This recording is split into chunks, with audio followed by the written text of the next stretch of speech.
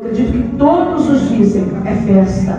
Nós não precisamos de uma data específica para te adorar. Eita, Nós estamos aqui reunidos, porque todas as vezes que entramos por aquela porta na tua casa, como disse o salmista, alegrei-me quando me disseram vamos à casa do Senhor, significa que eu estou me arrumando, não é só para te adorar, mas é para dançar, bailar, gritar, glorificar na sua presença. Então fica conosco e que haja purpurina e festa sobre este lugar, em nome do Pai, do Filho e do Espírito Santo de Deus.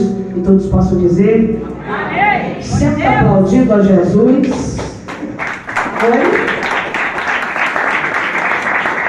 Aleluia. Eu fiquei pensando assim, Senhor, eu quero tanto ministrar uma mensagem. Você já sabe que eu sempre falo isso, porque eu sou teimosa. Aí a gente tem uma mensagem nova, você que é pregador sabe o que eu estou falando. E a gente acaba ficando empolgado para dizer, não vejo a hora de estrear esse negócio. Porque na imaginação da mente de quem tem chamado para ministrar, ele fica imaginando que as purpurinas vão voar, que sapato masculino vai voar para a porta para fora e as gravatas vão torcer. E os escarpão vai ficar de lado, né?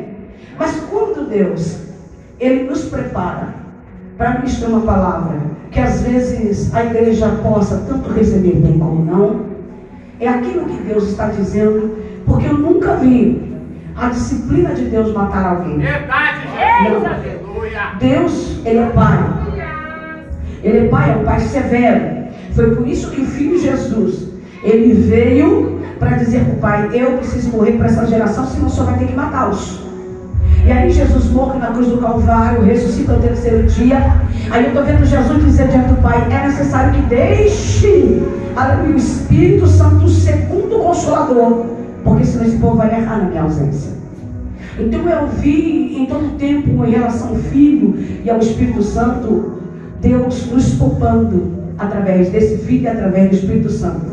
O Filho que trouxe a palavra de salvação e o Espírito Santo que nos guarda de todo mal, para que essa palavra de salvação continue sobre a nossa vida até que Deus venha arrebatar a sua igreja no meio da sua glória.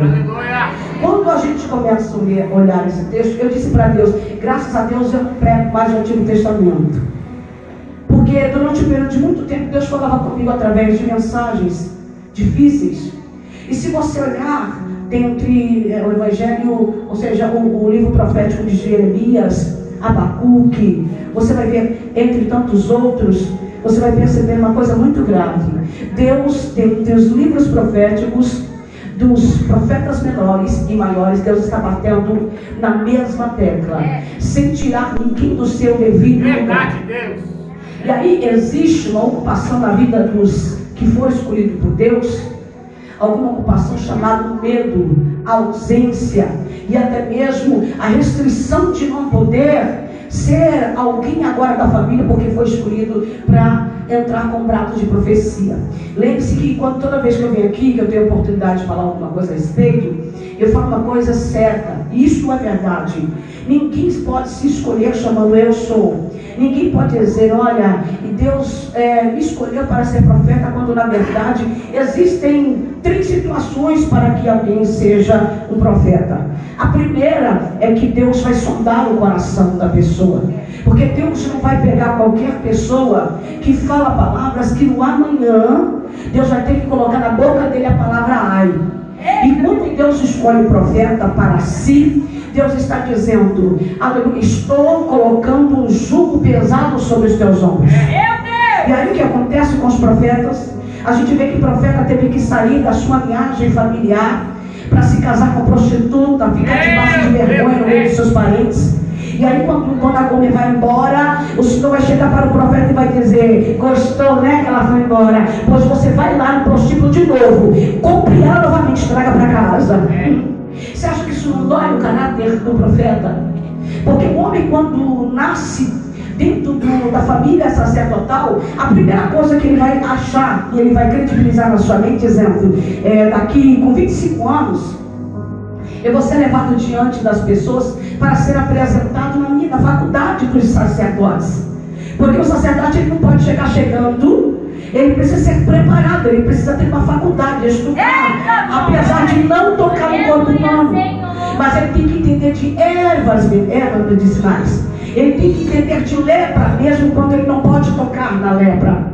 Ele tem que entender até mesmo de animais em relação a oferendas. Por exemplo, se alguém fizesse uma oferenda e ali no meio da ovelha tivesse uma mancha, ele poderia ser morto na hora da oferenda. Eu estou falando do sacerdote.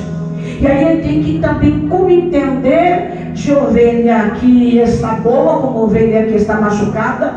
Então ele começava a massagear a ovelha, e a ovelha ficava arrepiada, e abria espaço para que esse mesmo sacerdote colocasse a mão por dentro da lã, e se houvesse alguma coisa sobre a palavra divina e a autoridade do sacerdote, ele entregaria o novilho machucado, olharia para aquele que estava dando o novilho para os seus pecados, e este ficaria ausente até mesmo de oferecer novos novilhos no período de um ano.